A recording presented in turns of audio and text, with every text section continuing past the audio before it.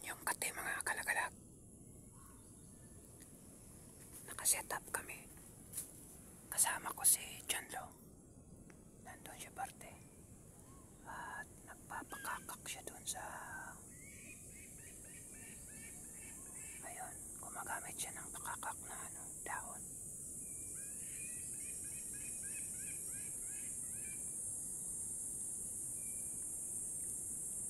Dito parte yung namin. Ayun, nagtatawag si Tres. Nandun naman yung kate. Nandiyan parte.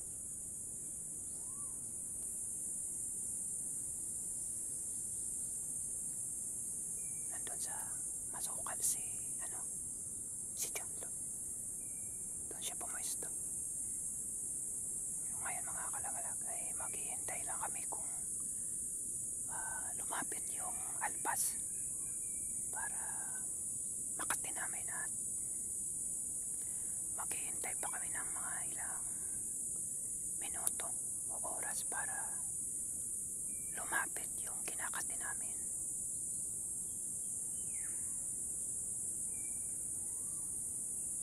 Hindi na sumagot yung alpas mga idol.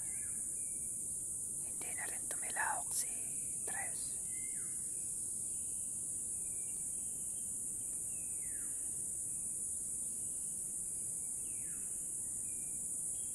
Nawala yung pakakak ni John Lo.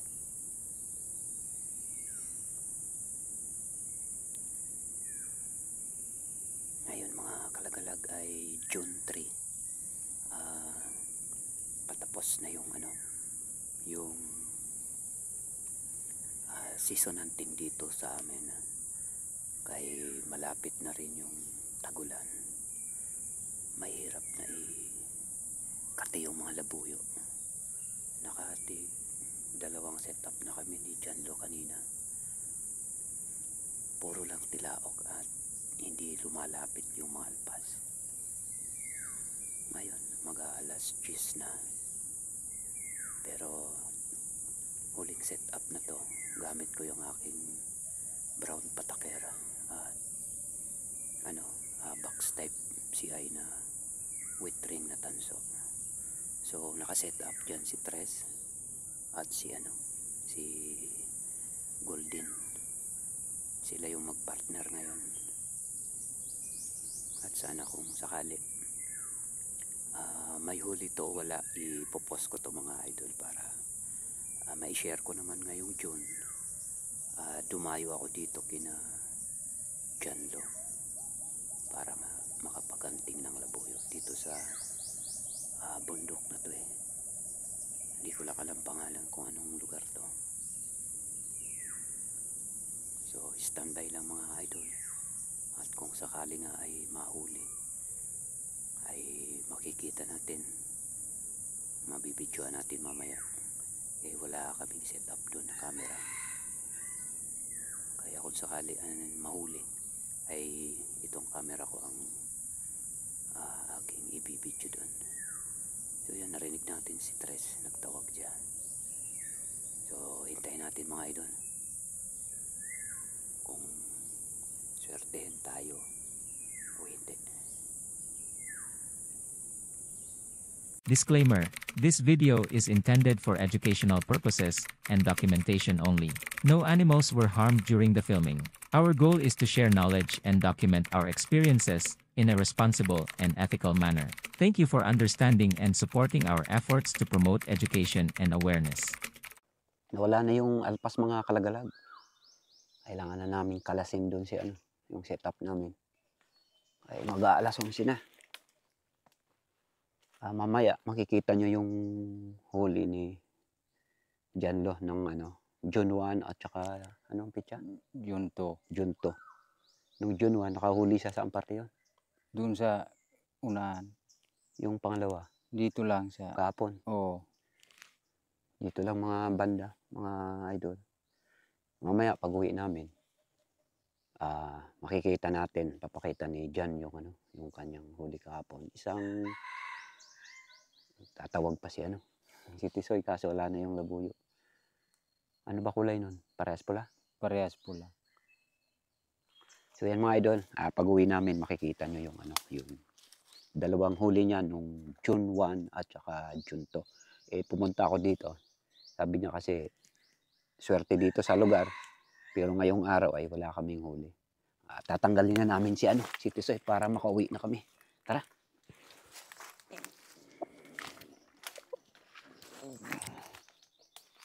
May pa ng labuyo. Lapitan namin si Tisoy. Ay hindi, si Tres pala to.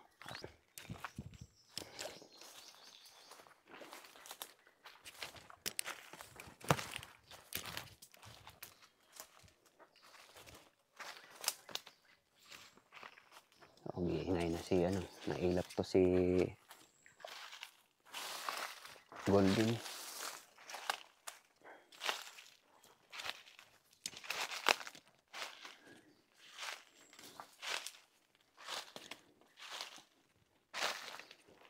So ayan yung dalawa.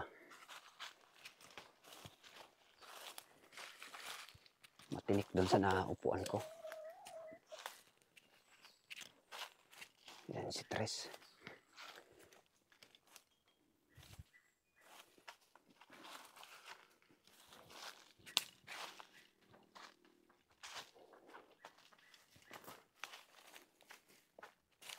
Yung setup natin, box type. Tsaka yung pataker, di makita. Katabi lang sa una ni Golden.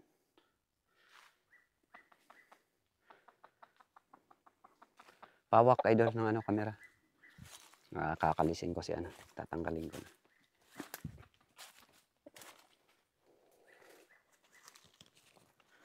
Unahin ko to kay maingay.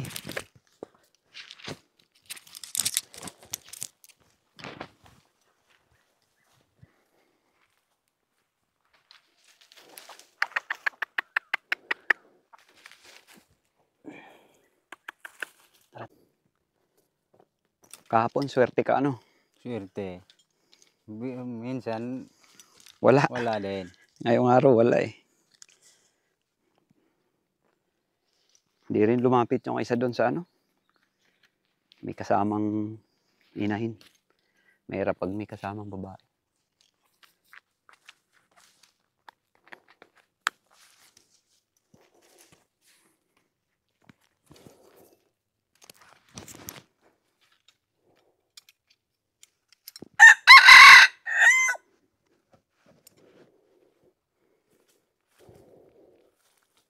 Tara. Uwi na. Ito yung ni Orgula. Padala sa akin na sling. May kasamang babae yun kaya hindi lumapit. Siguro. Pero kahapon wala naman yung samang babae. Dadaanan mo yun dito. Oo.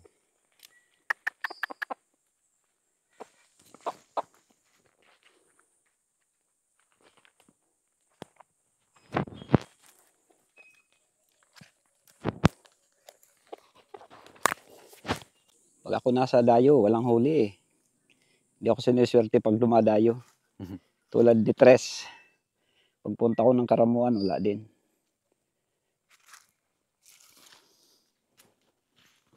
Pag kayo lang mag-isa, meron Oo. Sa akin nga isa. Yan ang hirap eh. Pag sumasali ako, walang huli. Nabuhi naman so nung John.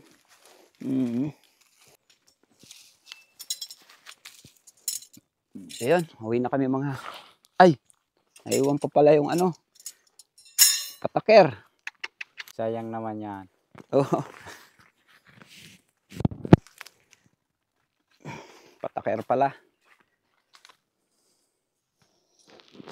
Sayang talaga to. Makakadali to dito, bayawak, musang, o kung anong dumaan dito, sure ball siya dito eh.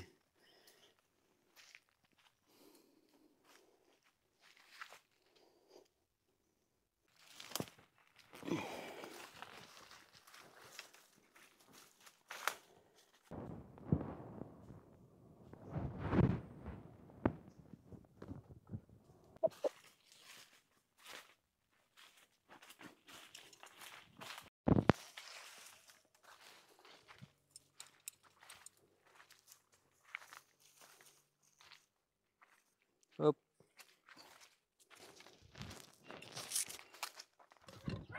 So, uwi lang namin mga lodi. Mamaya makita natin. Nandyan lang sa mga kulungan yung ano niya, mga huli. Tingnan natin.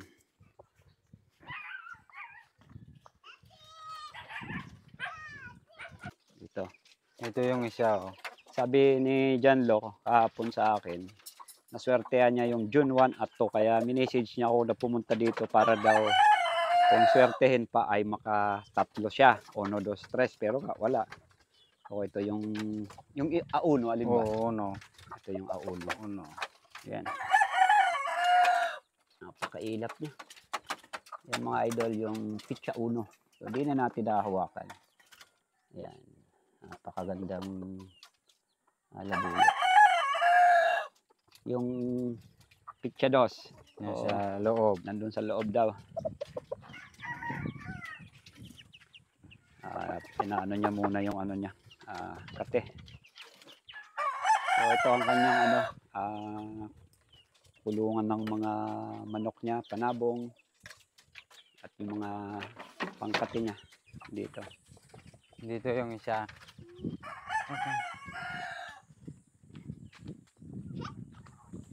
Di man. Wala. Di Wala man kaming kuminuro. huli. Ayan, papa ni John. Dito sa kabila yung isa. Nakita natin yung ano, junto na nakuha ni John. Ayan, dito.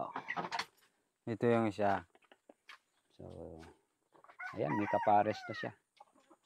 So, yan mga lodi. Nung kahapon lang ito, dun sa pinanggalingan naming bundok kanina. Ganda rin. Ngayon, wala kaming dalang huli. Hindi kami sinuwerte.